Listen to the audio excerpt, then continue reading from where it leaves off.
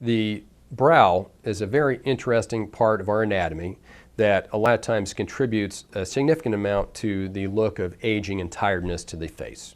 A lot of times you'll get that hooding that a lot of people might think is the upper eyelid alone, but very often the brow has a large component in it.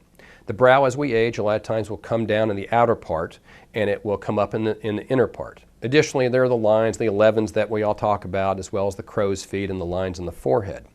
Now, we can do a lot and achieve a lot with using botulinum toxins to raise the eyebrow or give us a chemical eyebrow lift. And sometimes we can use fat or filler as well to kind of fill that area and also give us an additional lift. However, there are some times when a surgical correction is necessary.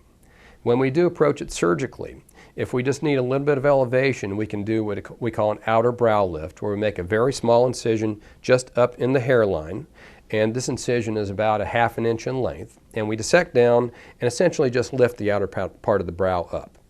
Now, when we do this, we get a certain amount of elevation, but when people have more of the 11s and even more drooping of their brows, we may need to do what's called an endoscopic brow lift.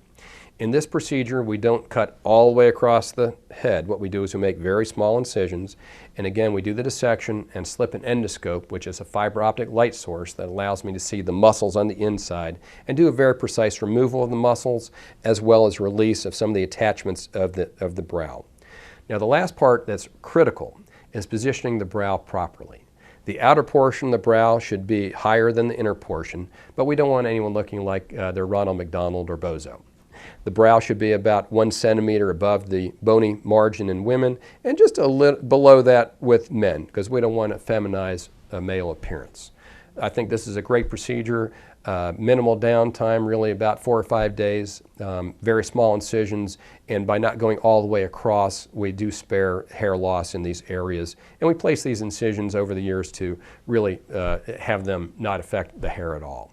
The last part of this is I take some fat and I actually put it in the area between the eyes, because when you take out some of that muscle, you don't want to have a divot. So we'll put that fat in there when we do the procedure, and that leaves a nice concavity that's a very natural appearance and prevent that spread or that depression that you sometimes see in people having brow lifts.